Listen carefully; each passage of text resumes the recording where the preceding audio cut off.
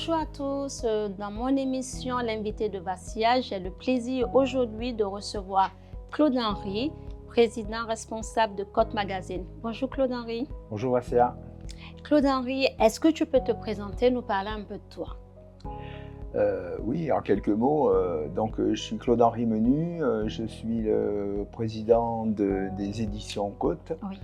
donc un magazine que j'ai créé il y a maintenant 38 ans et qui a différentes éditions. À ce jour, on a une édition sur la Provence qui s'appelle Côte Marseille-Provence, une édition sur la Côte d'Azur qui s'appelle Côte la Revue d'Azur et en Principauté de Monaco qui s'appelle Côte Monte-Carlo.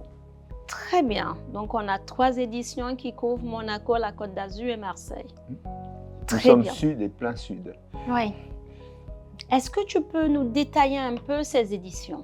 Nous en parler un peu plus. Quelle est leur fonctionnalité?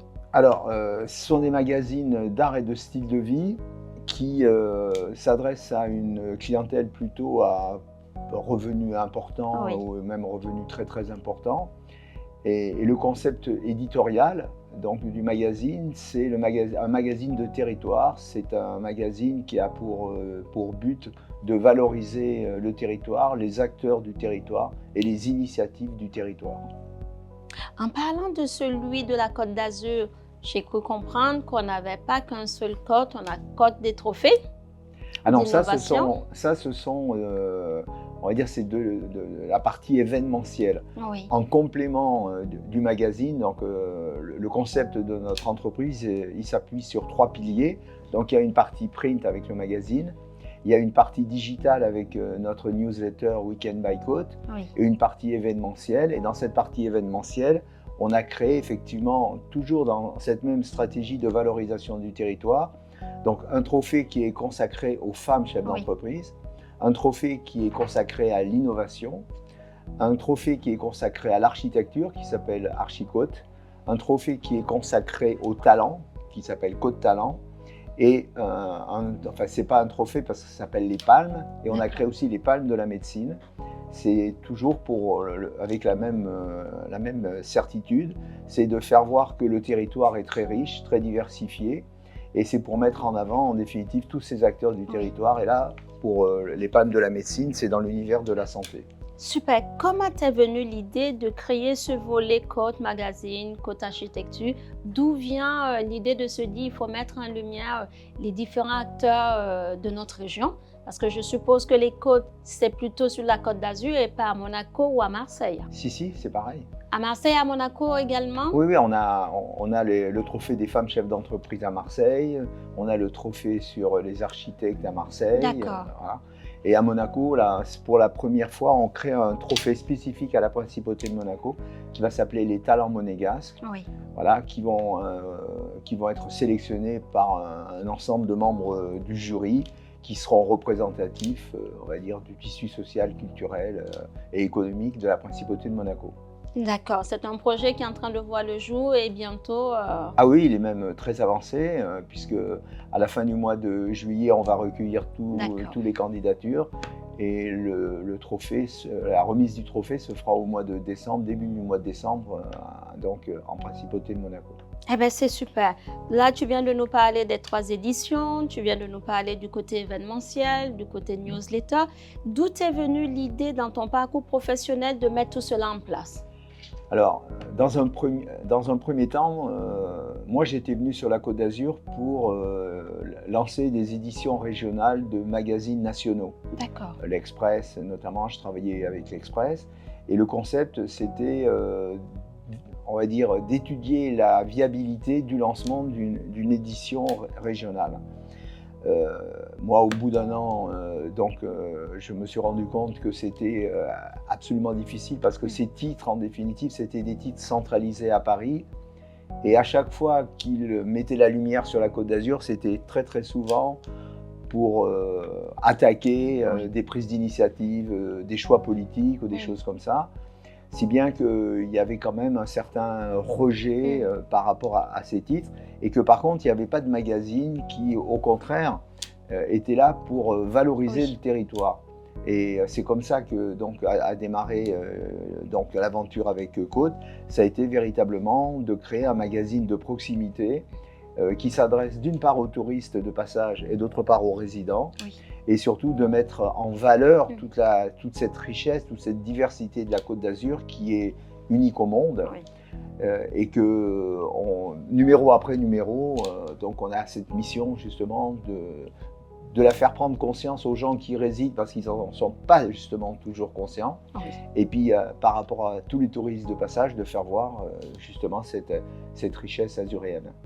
C'est fantastique. Donc l'idée vient à la base de venir promouvoir d'autres magazines et au fil du temps, tu as fini par créer la tienne et aujourd'hui vraiment positionner ça sur un territoire assez large puisqu'on va de Monaco jusqu'à Aix-en-Provence. Avignon. Avignon maintenant. Oh, génial. En plus, j'aime beaucoup Avignon. Quand tu as pris l'initiative de créer les éditions Côte, est-ce que tu as pensé que ça allait prendre cette ampleur? Est-ce que tu as pensé ou quelle fut la vision de se dire, quand tu regardes un peu en arrière et que tu vois l'importance de Côte Magazine jusqu'à Avignon, comment, voilà. Quel est ton regard Non, mais sur ton parcours? au début, c'était un petit projet puisque bon, moi, j'avais pas du tout l'argent nécessaire pour avoir une ambition, mais à cette époque, je m'étais lié d'amitié avec les gens de Façonnable. Je ne sais pas si vous connaissez. J'en ai entendu parler, oui. Bon, c'est une entreprise azuréenne hein, Oui. donc, dont le siège était à Cantagalès. Et il y avait deux dirigeants, donc Albert Goldberg, qui est le créateur, et Jean-Pierre Benaïm, qui était l'administratif et le PDG. Et donc c'est avec eux, en m'associant avec eux, que donc j'ai lancé les premières éditions de Côte. Mais le cheminement a quand même été compliqué, long, tortueux, parce que lancer un magazine en région, c'est quand même très très compliqué. Et il faut avoir beaucoup de soutien et beaucoup d'engagement de ses collaborateurs pour le réussir. Ce qui a été le cas, puisque la plupart de mes collaborateurs travaillent avec moi depuis 30 ans. D'accord. Donc j'ai toute une garde qui m'entoure et qui est très fidèle à notre concept, à nos choix, et qui, au fil des années, a continué donc à collaborer, à s'investir et à réussir donc ce concept de magazine. C'est super. Alors, quel est le secret que tu as mis en place pour donner autant de visibilité à Côte Magazine? Parce que Côte Magazine fait vraiment partie du paysage clivage de notre région, de celle de Marseille et de Monaco également. Non, simplement ce qu'on voulait, c'était... Bon, d'une part, comme je l'ai dit au début, c'était véritablement s'adresser à une cible précise, c'est-à-dire ne pas s'adresser à tout le monde. Oui. Il y a quelqu'un qui le fait très bien sur la Côte d'Azur, c'est Nice Matin, donc qui lui est un média très grand public.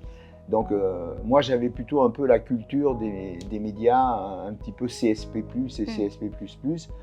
Donc à partir du moment où on crée de l'intérêt au niveau de la lecture, parce que de toute façon, pour qu'un magazine fonctionne bien, il faut qu'il y ait un intérêt de lecture. Tout à fait. Et nous, on s'est concentré sur des sujets qui étaient les sujets basiques de cette population, c'est-à-dire une part culturelle très très importante, une part gastronomique très importante, et surtout ce qu'on appelle l'art et le style de vie, c'est-à-dire tout ce qui est nouveau, tout ce qui est innovant, tout ce qui est... Voilà. Et cette population-là était très concernée justement par ce type d'information. Et on a réussi à créer une forte notoriété par rapport à notre contenu éditorial. Et ça grâce à Kans Sperber, donc, qui est la rédactrice en chef du magazine, qui a toujours eu donc une orientation éditoriale très organisée. Et on n'a jamais remis en cause donc, ses choix. Et c'est grâce à cette stratégie qu'on a réussi donc, à s'imposer et à devenir référent. Oui, oui. Dans ton domaine, vous êtes référent parce que Côte Magazine, on prend plaisir, comme tu dis, à le lire. Donc, vous avez su mettre en place la lecture qu'il faut pour que les gens continuent d'avoir envie de le recevoir. En avant-première, il y a Laurent Brochet qui est le producteur qui nous a parlé du fait que voilà, il a quasiment avancé avec Côte Magazine et il était vraiment ravi de nous faire part de sa vision également. Alors, en parlant de ce secret, quelles sont les valeurs que ton entreprise aujourd'hui véhicule dans le cadre de votre réussite?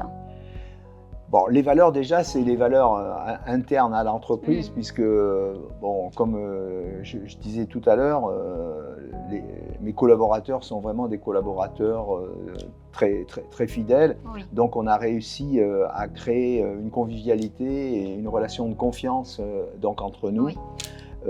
On a réussi à ce que nos collaborateurs se sentent bien et puis surtout soient fiers Oui. des produits qu'ils vendent, qu'ils commercialisent ou qu'ils écrivent. Et ça a créé tout un consensus autour justement de cette équipe qui, comme je disais, donc, est une équipe qui est là pour une grande partie depuis le début. Oui. Et après, on a rajouté de nouvelles touches puisque bon, ma fille qui a 38 ans, qui est née en même temps que le magazine Côte, donc va reprendre les rênes et elle s'entoure bien sûr d'une nouvelle génération de collaborateurs Oui. qui sont dans sa tranche d'âge et plus jeunes. Et ce lien entre les deux jusqu'à maintenant fonctionne bien. Oui, ça fonctionne même très bien, puisque j'ai pu le voir lors de la dernière soirée du trophée Côte Magazine, que ta fille effectivement avait bien présenté les choses et qu'elle va dans le même sens que ce que tu as mis en place jusqu'à aujourd'hui. Donc c'est une belle passation qui se met en place, oui. Nous l'espérons. De ce que j'ai vu, ça s'annonce bien. Ouais.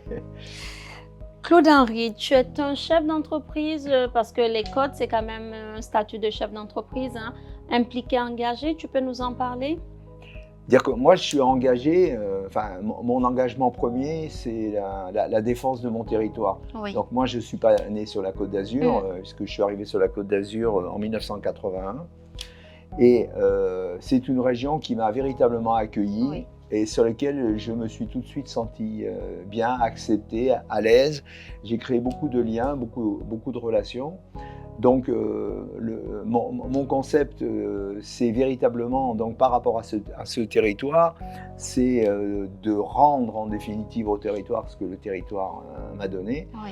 Et ça, c'est quelque chose auquel je suis très attaché. Et je trouve qu'on a tellement de chance de vivre sur ce lieu magnifique, avec un lieu qui a une notoriété mondiale, mais qui est invraisemblable. C'est vrai. Et surtout qui a une offre d'une richesse et d'une diversité exceptionnelle entre la mer, la montagne. Ensuite, au niveau culturel, je veux dire, il y a, toutes les petites villes ont des musées, toutes les villes ont des théâtres, des opéras, voilà.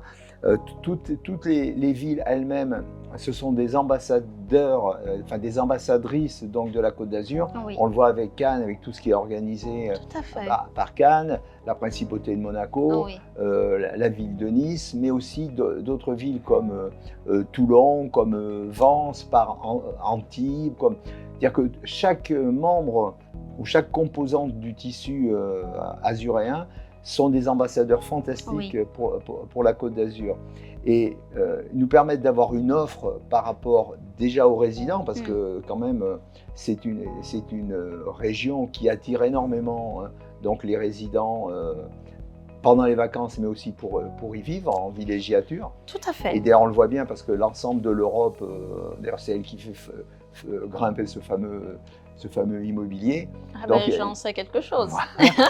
Donc il y a véritablement une attractivité qui est extrêmement importante du territoire, mais qui est due à tous ces éléments. Sur 100 km, il y a 11 ou 12 golfs. Quel est l'endroit au monde où il y a cette offre? Regardez au niveau des musées, regardez au niveau... Bon, si on prend tout l'aspect shopping, il y a une concentration de toutes les grandes marques du monde qui sont réparties entre Cannes, Saint-Tropez, Cannes, Nice, Monaco. Donc tout ça, ce sont des additions. En plus, on a cette mer magnifique. Oui. La Méditerranée, c'est quand même de là où tout est né, toute la civilisation contemporaine est née. Donc on a tout un ensemble de facteurs comme ça qui se relaient en permanence. On a des grands événements magnifiques, Oui. le Festival du film, tous les grands congrès de Cannes. L'an dernier, on a eu le départ du Tour de France. Cette année, on a l'UNOC. La Principauté de Monaco, elle organise des très très grandes conventions aussi, des très grandes expos. Donc tout ça, c'est dans le bénéfice de la Côte d'Azur. Oui. Et puis un atout qui est très important, c'est qu'on a un aéroport qui est au cœur donc, de ce territoire et qui dessert en ligne directe le monde entier. Et ça, bien sûr, c'est un atout aussi phénoménal pour notre territoire. Je suis totalement d'accord avec toi, Claude-Henri. On vient de terminer là le sommet de l'océan qui a réuni énormément de chefs d'État qui étaient présents. Donc, effectivement, la Côte d'Azur plaît. Les gens ont envie de s'y installer en tant qu'agent immobilier, puisque c'est mon métier. Je peux dire que c'est une région qui est plébiscitée pour son immobilier. Oui. On va continuer, on va mettre un peu l'accent sur les partenaires. Pour un magazine, l'importance des partenaires est vraiment primordiale. Qu'est-ce que tu peux nous dire sur les partenaires qui vous accompagnent depuis toutes ces années, depuis maintenant 38 ans que Côte Magazine existe? C'est essentiel, hein, les partenaires qui sont nos annonceurs et qui sont aussi les partenaires pour les soirées. Oui.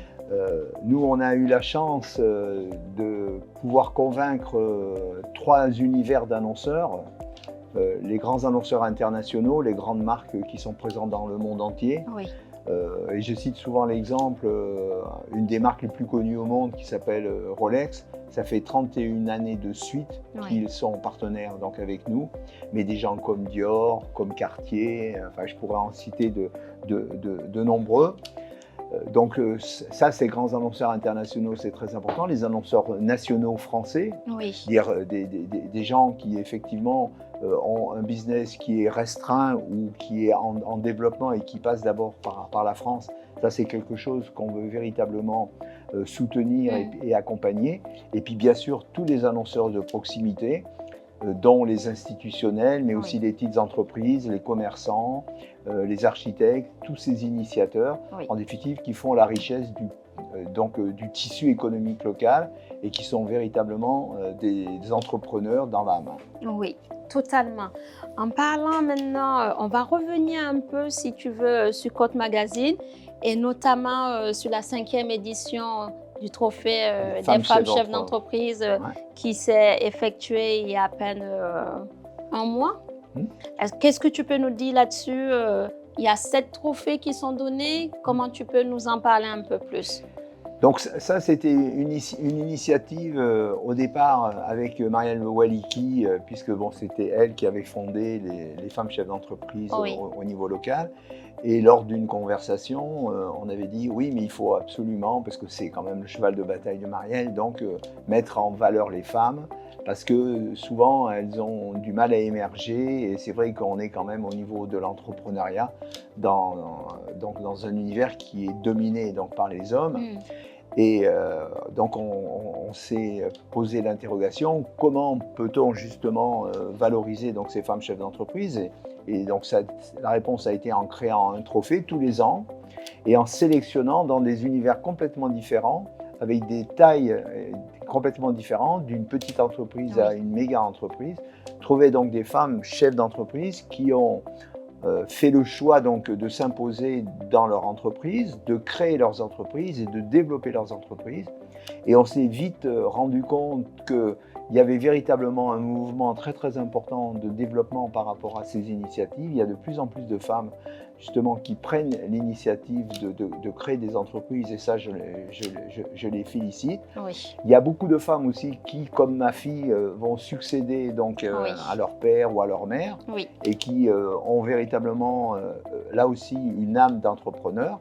Et donc si bien qu'on se trouve tous les ans avec des dossiers magnifiques.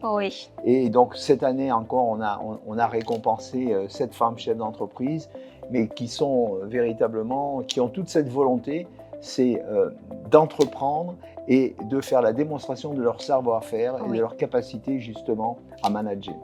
C'est génial. Tu vois, avec ce que tu viens de dire, une question me vient à l'esprit. Quel est le conseil que tu peux donner aux hommes, aux femmes qui veulent embrasser le chemin de l'entrepreneuriat? Ben, c'est un chemin merveilleux, hein. C'est un chemin qui souvent est semé d'embûches, mais qui apporte tellement de Oui. satisfaction, tellement de plaisir, Mm. que moi je dis surtout aux jeunes générations, même si a priori on peut penser que c'est compliqué, ne, ne vous laissez jamais influencer par des gens qui vont vous dire que c'est dur, qui vont se planter, etc. De toute façon, un entrepreneur, c'est quelqu'un qui entreprend, Oui. qui réussit ou qui échoue. Mais peu Oui, importe, le principe, c'est qu'il a entrepris. Et puis, on échoue, et bon, on se redresse, tout à fait. on relève la tête, et on met sur place un nouveau projet, et le deuxième, on va le réussir. De toute façon, l'échec permanent, ça n'existe pas. Mais par contre, ce n'est pas un long fleuve tranquille, hein, Mm. c'est semé d'embûches et de Oui. méandres, mais n'empêche qu'au final, c'est tellement de joie de réussir un projet, de l'accompagner, et puis bien sûr, si en plus on peut le transmettre, donc Oui, là c'est la cerise sur le gâteau, tout à fait. mais véritablement, entreprenez, entreprenez, entreprenez. La France a besoin d'entrepreneurs, la région a besoin d'entrepreneurs, la ville dans laquelle vous êtes, elle a besoin d'entrepreneurs. Donc il faut véritablement s'engager et ne pas avoir peur de l'échec. L'échec fait partie de Bien sûr, l'entrepreneuriat, bien sûr. totalement. En tant que chef d'entreprise, il faut être prêt pour les obstacles, mais ça nous rend plus forts et ça nous permet d'avancer et de continuer de construire.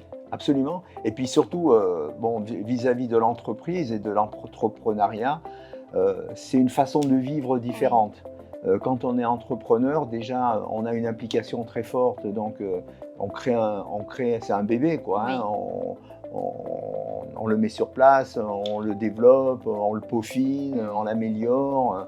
On est toujours en effervescence pour essayer justement de l'améliorer, de oui, trouver de nouveaux axes, de nouveaux développements. Donc c'est une vie qui est pleine de plaisir mm, et pleine d'engagement. tout à fait. Donc surtout, n'hésitez pas. Eh bien, génial. Merci pour ces conseils. On va revenir sur un volet tout aussi intéressant, c'est le volet RSE. Quelle est l'importance de l'RSE dans le magazine Côte? Dire que bon, nous, on est un magazine qui se sert du papier, Oui. hein. Donc on plante des arbres. Mm. Et vis-à-vis, je pense qu'on participe justement à cette empreinte carbone et de l'améliorer parce qu'un arbre qui pousse, Mm. c'est beaucoup plus capteur de carbone qu'un vieil arbre qui reste. Tout à fait. Et à l'heure actuelle, justement, à un moment donné, on était assez critiqué justement parce qu'on coupait des arbres et donc on faisait de la pâte à papier avec ça. Et puis on s'est rendu compte que ces forêts qui sont créées justement dans ce but, puisqu'il y a toute une partie du massif forestier qui est créée pour être coupée, mais que ce soit pour faire du papier ou pour faire de l'ameublement ou quoi que ce soit, dans la définitive, c'est un univers qui véritablement permet la captation carbone de façon très importante parce que ce sont des jeunes arbres et qui captent beaucoup plus que les autres. Je te remercie d'avoir apporté ta vision sur le côté RSE qui est développé dans ton entreprise par rapport au fait d'utiliser des arbres un peu plus vieux et de garder les arbres plus jeunes pour la captation en ce qui concerne le carbone. Quelle est l'importance de la jeunesse chez Côte Magazine? Ben, la jeunesse, déjà, elle fait partie de Côte Magazine parce que, bon, dans mes collaborateurs, donc, on a des gens, on a donc cette catégorie de gens jeunes et puis Oui, de gens un petit peu plus âgés.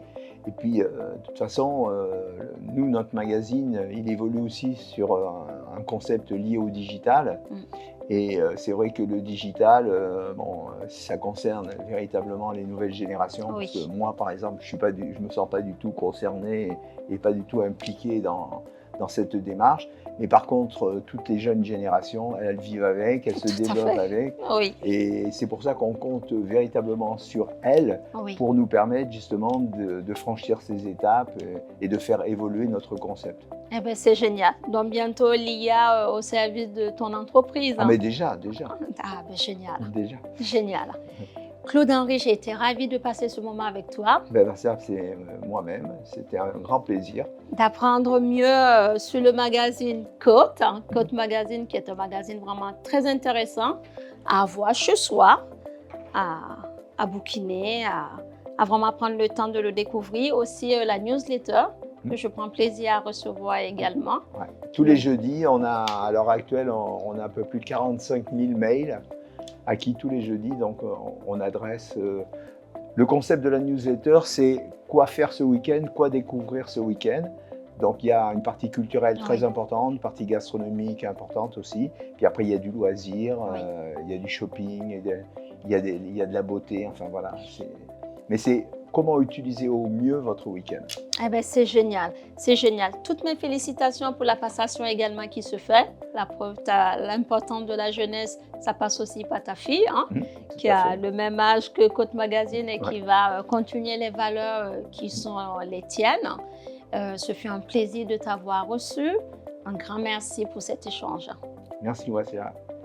Je vous remercie de nous avoir suivis. Je vous souhaite une excellente suite de journée. Prenez bien soin de vous et à très bientôt dans un prochain épisode. Merci. Merci à toi.